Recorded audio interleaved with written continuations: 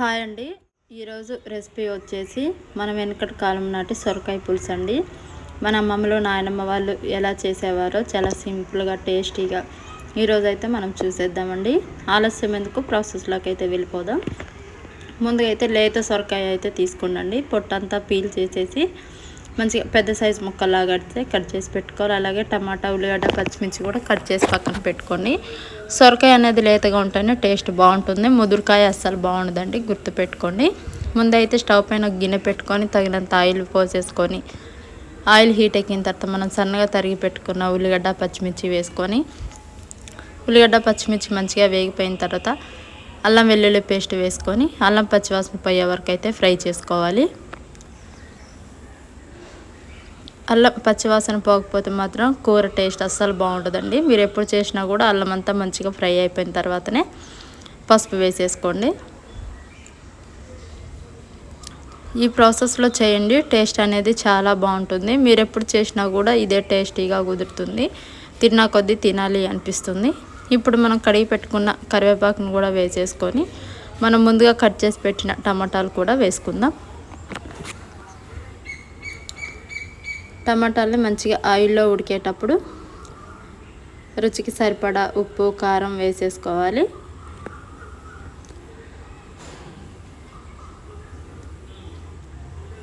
మనం ఎప్పుడైనా తాలింపులోనే టమాటా ముక్కలు అనేది వేస్తే గ్రేవీ అనేది చక్కగా వస్తుంది. మనకి పెద్ద శ్రమ ఏమీ ఉండకుండా త్వరగా కర్రీ అనేది రెడీ అయిపోతుందండి. ఈ విషయం ఒకటి గుర్తుపెట్టుకోండి. ఇప్పుడు ఉప్పు, కారం వేసిన తర్వాత ఒకసారి అయితే కలుపుకొని హై ఫ్లేమ్లో ఉడికించుకుంటే సరిపోతుంది. టమాటా ముక్క మరీ మెత్తగా ఉడకనవసరం లేదండి, ఇలా ఉడికితే సరిపోతుంది. చూసారు కదా, ఇలా ఉడకగానే మనం ముందుగా కట్ చేసి పెట్టుకున్న పెద్ద సైజు సొరకాయ ముక్కలను అయితే వేసేసుకోవాలి.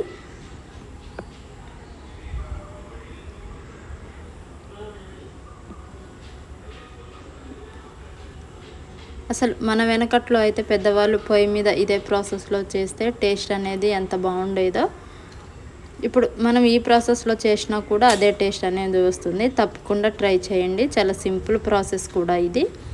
ఇలా మొత్తం కలిపేసిన తర్వాత మంట మాత్రం హై ఫ్లేమ్లో ఉంచి ఉడికించుకోవాలి. సొరకాయలో నీరు అనేది ఎక్కువగా ఉంటుంది కాబట్టి ఆయిల్ తేలే వరకు నీరంతా పైకి వచ్చి ఉడికిపోతుంది.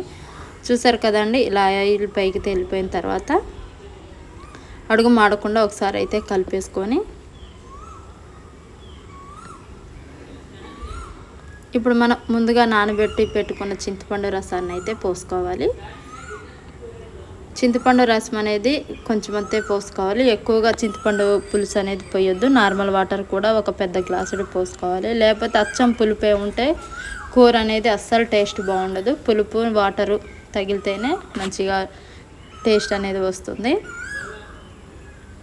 ఇలా పెద్ద గ్లాసుడు వాటర్ అయితే పోసేసుకోవాలండి. ముక్క అనేది ఉడకాలి కాబట్టి మనం ఎంత వాటర్ పోసినా కూడా గ్రేవీ అనేది చిక్కబడుతుంది.